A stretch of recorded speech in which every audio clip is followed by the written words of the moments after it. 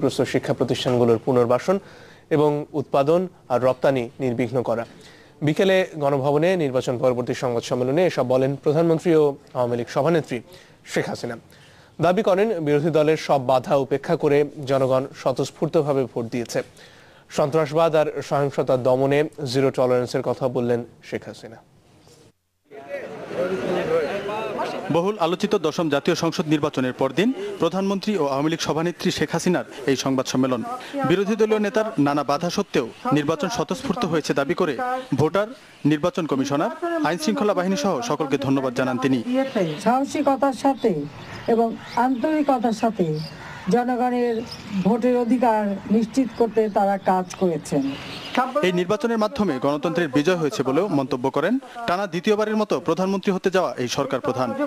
এই নির্বাচনে বিজয় হয়েছে গণতন্ত্রের, আর পরাজয় হয়েছে গণতন্ত্র বিরোধী ও স্বাধীনতা বিরোধী শক্তির।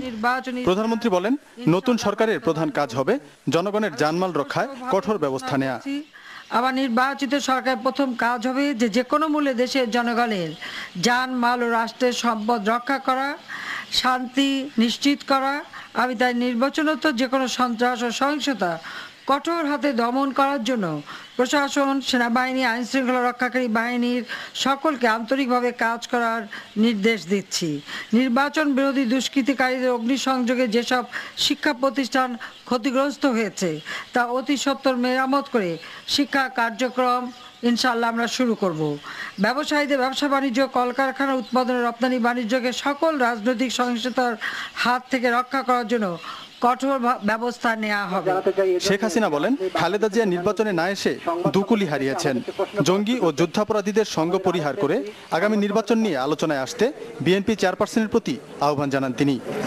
আলোচনার উদ্যোগ তো আমি বারবার নিয়েছি, আমি নিজে টেলিফোন করেছি, তারপরেও বিএনপির নেত্রী সেটা মানেন নাই। এখন ওনার অবস্থাটা কি দাঁড়ালো? উনি তো একুল ওকুল দকুল হারিয়ে বসে আছেন।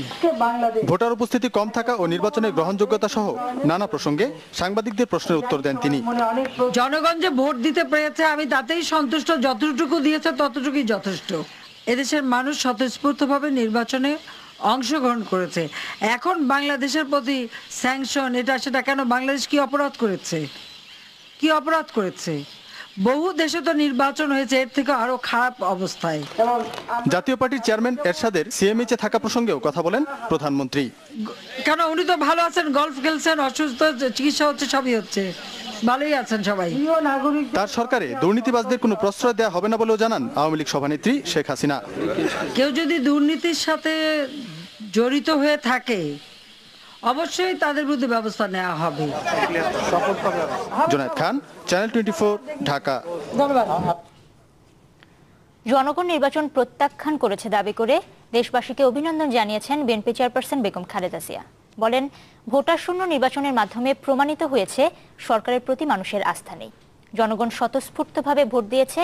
আওয়ামী লীগের এমন দাবিকে নির্লজ্জ বলেও মন্তব্য করেন তিনি। অনলাইনে পাঠানো এক বিবৃতিতে খালেদা জিয়া এইসব কথা বলেন।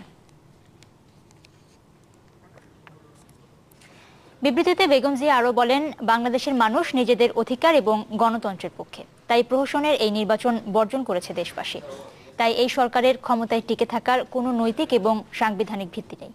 গায়ের জোর এবং রাষ্ট্রশক্তির অপব্যবহার করে ক্ষমতা দীর্ঘায়িত করা যাবে না বলেও মন্তব্য করেন তিনি। বলেন, তাকে গৃহবন্দী বা জনগণ থেকে বিচ্ছিন্ন করে চলমান সংকটের কোনো সুরাহা হবে না। তাই দশম সংসদ নির্বাচন বাতিল করে সমঝোতার মাধ্যমে সবার কাছে গ্রহণযোগ্য, নিরপেক্ষ এবং শান্তিপূর্ণ নির্বাচন আয়োজনের আহ্বান জানান তিনি। আশা করেন জনগণের অনুভূতির প্রতি শ্রদ্ধাশীল হবে সরকার।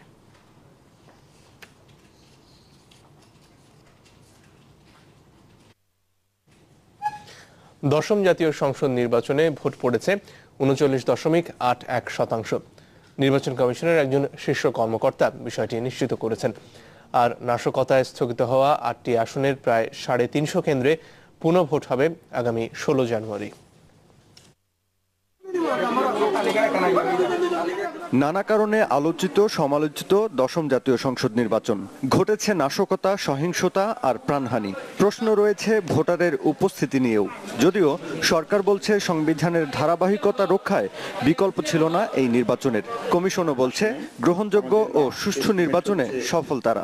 97%-এর উপরে সুষ্ঠুভাবে কেন্দ্রে হয়েছে। 153 আসনে প্রার্থীরা বিনা প্রতিদ্বন্দ্বিতায় জয়ী হওয়ায় ভোট হয়েছে 147 আসনে। গোলযোগের কারণে 8টি আসন স্থগিত করে 139 আসনের ফলাফল ঘোষণা করেছে নির্বাচন কমিশন। এর মধ্যে আওয়ামী লীগ পেয়েছে 105 আসন, জাতীয় পার্টি 13, স্বতন্ত্র আর অন্যান্য দল মিলে পেয়েছে 21টি আসন। নির্বাচনী প্রতীক লাঙ্গল। এবারের নির্বাচনে ভোট পড়েছে 39.81%, অর্থাৎ 139 আসনে 4,15,21,324 ভোটারের মধ্যে ভোট দিয়েছেন 1,65,30,775 জন। ভোটের সংখ্যা 6,900। স্থগিত হওয়া দিনাজপুর 4, কুড়িগ্রাম 4, গাইবান্ধা 1, 3 ও 4, বগুড়া 7, যশোর 5 ও লক্ষ্মীপুর 1 আসনের প্রায় 350 কেন্দ্রে পুনঃভোট হবে 16 জানুয়ারি। দায়িত্বে অবহেলার কারণে বদলির নির্দেশ দেওয়া হয়েছে গাইবান্ধার পুলিশ সুপার ও জেলা প্রশাসককে। সব মিলিয়ে 300 আসনের 292টির ফলাফল চূড়ান্ত। আওয়ামী লীগ 232, জাতীয় পার্টি 33, স্বতন্ত্র আর অন্যান্য দল মিলে পেয়েছে 27টি আসন। জি মুস্তাফিজুল আলম, চ্যানেল 24, ঢাকা। সারা দেশে 5 জানুয়ারি নির্বাচনে ভোট পড়েনি 45টি কেন্দ্রে। শুধু লালমনিরহাটের একটি আসনের 25টি কেন্দ্রে কেউ যাননি ভোট দিতে। এদের মধ্যে আছেন খোদ আওয়ামী লীগ এবং এর সহযোগী সংগঠনের স্থানীয় নেতাকর্মীরা। কারণ হিসেবে তাদের দাবি, কেন্দ্রীয় নেতাদের সাথে স্থানীয় নেতাদের সমন্বয়হীনতা আর রাজনৈতিক সহিংসতার আশঙ্কায় এমনটি হয়েছে। প্রতীক্ষার যেন শেষ নেই। কখন আসবে একজন ভোটার, দেবেন ভোট। দশম জাতীয় নির্বাচনের পুরো দিন এভাবে অন্তত একজন ভোটারের অপেক্ষায় দিন কেটেছে দেশের 45টি কেন্দ্রের কর্মকর্তাদের। সারাদিনই এভাবে অলস সময় পার করেছেন presiding officer, polling officer, agent ও নিরাপত্তা কর্মীরা। এমন ভোটবিহীন কেন্দ্র সবচেয়ে বেশি ছিল লালমনিরহাটে। লালমনিরহাট 3 আসনে 4টি ইউনিয়নের 25টি কেন্দ্রেই কেউ ভোট দেননি। ভোট পড়েনি সিরাজগঞ্জ 5 আসনের 6টি, বগুড়ার 5টি, সাতক্ষীরার 4টি, ঝিনাইদহের 2টি এবং রাজশাহী, সিলেট ও কক্সবাজারের 1টি করে কেন্দ্রে। এমনকি বাড়ি বাড়ি গিয়েও কেন্দ্রমুখী করা যায়নি খোদ আওয়ামী লীগ ও এর সহযোগী সংগঠনের স্থানীয় নেতাকর্মীদের। কেন এই অবস্থা? ওরা সব টোলা টেবিল বাঁধলে চলে গেছে, তা ভোট দেবো কোথায়? আর এর ওর কাছে শুনলাম যে অন্য লোকেরা ভোট দেয়নি।